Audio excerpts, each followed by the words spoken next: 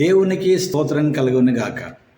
క్రీస్తునందు ప్రియమైన యేసుతో ఏకాంత సమయం క్వైట్ టైం కార్యక్రమ వీక్షకులందరికీ ప్రభువైన యేసుక్రీస్తు నామం పేరట విజన్ క్యూటీ ఫెలోషిప్ తరఫున ప్రత్యేక వందనాలు, శుభాలు తెలియజేస్తూ నేటి ధ్యాన కార్యక్రమానికి ప్రేమతో ఆహ్వానిస్తున్నాను. ప్రియులారా, నేటి ధ్యానం కొరకై ఏర్పాటు చేయబడిన పరిశుద్ధ లేఖన భాగము 2వ దినవృత్తాంతముల గ్రంథం 24వ అధ్యాయము 17వ వచనం నుండి 27వ వచనం వరకు. పిల్లరా, ఆన్లైన్లో ఎక్కువ సమయం అందుబాటులో తీసుకోలేకపోతున్నాం కనుక మీ నిమిత్తము నేను 17వ వచనం నుండి 22 వరకు చదివి వినిపిస్తాను. మీరు పూర్తి లేఖన భాగం చదివి ధ్యానం చేయవలసిందిగా ప్రభు పేరట మీకు మనవి చేస్తున్నాను. ముందుగా వాక్యం చదివి ధ్యానంలోకి వెళదాం. యెహోయాదా చనిపోయిన తర్వాత యూదా అధిపతులు వచ్చి రాజునకు నమస్కరింపగా రాజు వారి మాటకు సమ్మతించెను. జనులు తమ పితరుల దేవుడైన యెహోవా మందిరమును విడిచి దేవతా స్తంభములను విగ్రహములకు పూజ చేసిరి. వారు చేసిన ఈ అపరాధం నిమిత్తము యూదా వారి మీదికిని యెరూషలేము కాపురస్తుల మీదికిని కోపం వచ్చెను. తన వైపుకు వారిని మళ్లించుటకై యెహోవా వారి యొద్దకు ప్రవక్తలను పంపగా ఆ ప్రవక్తలు వారి మీద సాక్ష్యము పలికిరి, కానీ వారు చెవియొగ్గక ఉండిరి. అప్పుడు దేవుని ఆత్మ యాజకుడగా యెహోయాదా కుమారుడైన జకర్యా మీదికి రాగా అతడు జనులందరి ఎదుట నిలబడి, మీరెందుకు యెహోవా ఆజ్ఞను మీరుచున్నారు? మీరు వర్ధిల్లరు. మీరు యెహోవాను విసర్జించుతిరి గనుక ఆయన మిమ్మల్ని విసర్జించి ఉన్నాడని దేవుడు సెలవిచ్చున్నాడు అనెను. అందుకు వారు అతని మీద కుట్ర చేసి రాజు మాటను బట్టి యెహోవా మందిరపు ఆవరణం లోపల రాళ్ళు రువ్వి అతన్ని చావగొట్టిరి. ఈ ప్రకారము రాజైన యోవాషు జకర్యా తండ్రి అయిన యెహోయాదా తమకు చేసిన ఉపకారమును మరచినవాడై అతని కుమారుని చంపించెను. అతడు చనిపోయినప్పుడు యెహోవా దీన్ని దృష్టించి దీనిని విచారణలోకి తెచ్చునుగాక అనెను.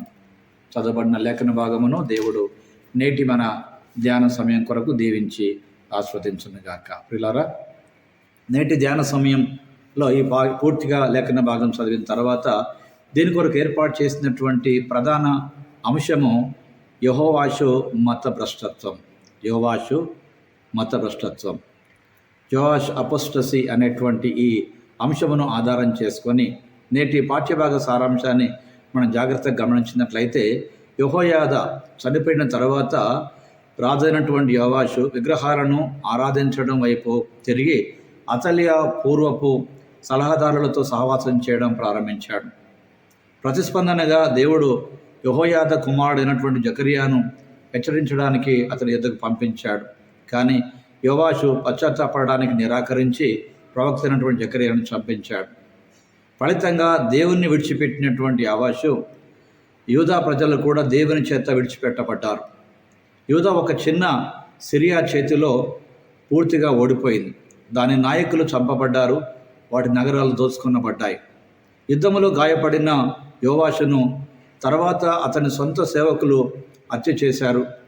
ఆ రీతిగా యెహోయాదా సమాధి చేయబడినటువంటి రాజు సమాధిలో కూడా ఇతడు ఖననం చేయబడలేదని నేటి పాఠ్యభాగ సారాంశం గమనిస్తున్నాం. ప్రియులారా, ఇందులో ప్రధానంగా దేవుడెవరో మనం జాగ్రత్తగా గమనించినట్లయితే మన పాపాలు దేవునికి కోపం తెప్పించినప్పటికీ ఆయన మనతో ఓపికగానే మాట్లాడుతూనే ఉంటాడు.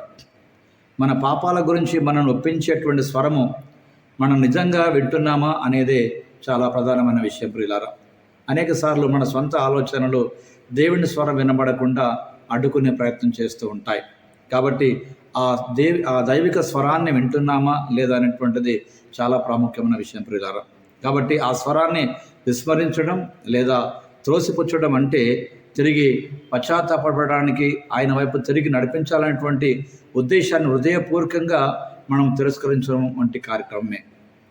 కనుక ప్రియులారా, దేవుడు మనతో మాట్లాడినప్పుడు మనం స్పందించుట మన జీవితానికి క్షేమం. ప్రియులారా, నేటి ధ్యాన భాగంలో పాల్పొందుతున్న ప్రియ సహోదరి సహోదరుడా, దేవుడు నిన్ను పిలిచినప్పుడు తన వాక్యం ద్వారా, తన సేవకుల వాక్యం ద్వారా దేవుడు మాట్లాడుతున్నప్పుడు ప్రియులారా, మీరు నిజంగా స్పందించి పాపం విషయంలో పశ్చాత్తాపడి ఆయన వైపు తిరిగినట్లయితే నిజముగా ఆయన నుంచి దీవెన అందుకుంటాం. ప్రియులారా, కాబట్టి ఈ రోజున దేవుడు ఈ భాగంలో మనకు నేర్పే పాఠాన్ని మనం గమనించినట్లయితే మనం నిజంగా స్వంతమైనటువంటి లేక దృఢమైనటువంటి నిశ్చలమైన విశ్వాసాన్ని తప్పకుండా పెంపొందించుకోవాలి. వాక్యపు ఆధారముగా యెహోయాదాపై మాత్రమే ఆధారపడినటువంటి యోవాషు విశ్వాసము యెహోయాదా మరణించిన తర్వాత అది అదృశ్యమైనట్టు కనపడుతుంది. వీళ్ళ కొన్ని సందర్భాలలో మనం ఎక్కువగా సేవకులపైన ఆధారపడినప్పుడు, సేవకులు మన నుండి దూరమైనప్పుడు, లేక సేవకులు దేవునికి దూరమైనప్పుడు మనం కూడా దూరమైపోయే ప్రమాదం ఏర్పడుతుంది. కనుక దేవునితోనే మన ప్రత్యేక సంబంధం, ప్రాముఖ్య సంబంధం తప్ప మనుషులతో కాదన్న సంగతి మనం జ్ఞాపకం ఉంచుకోవాలి ప్రియులారా. కాబట్టి ఈ రోజున వాక్య భాగంలో నుండి యెహోయాదాపై ఆధారపడినటువంటి యోవాషు అతడు మరణించిన తర్వాత ఒక విధంగా అతడు భ్రష్టత్వంలోనికి వెళ్ళిపోయాడు. ఆధ్యాత్మికమైనటువంటి పరిణతి చెందినటువంటి వ్యక్తుల నుండి మార్గదర్శకత్వం పొందడం చాలా ముఖ్యం, అవసరం కూడా.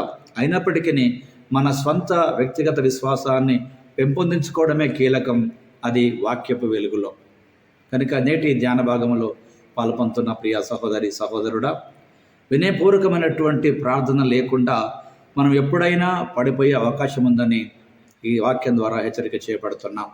ప్రభువారు మనతో మాట్లాడుతుండగా దేవుని ప్రజలతో ఉన్నటువంటి సహవాసం ద్వారా మాత్రం ప్రియులారా మనం ఆధ్యాత్మికంగా నిర్మించబడతాం, కట్టబడతాం.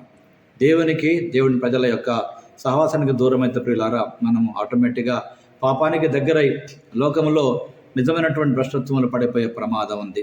కనుక ప్రభువు మనతో మాట్లాడుతుండగా రండి ప్రభు సన్నిధానంలో ఓ ప్రార్థన చేసుకుందాం. ప్రభువు నుండి మనం దూరం కాకుండా ప్రభు వాక్యం నిత్యం మనల్ని బలపరచాలని ఆశిస్తూ ప్రార్థన చేసుకుందాం. ప్రార్థన. ప్రియమైన దేవా, మీ హెచ్చరికలను తేలికగా తీసుకోకుండా మాకు సహాయం చేయండి.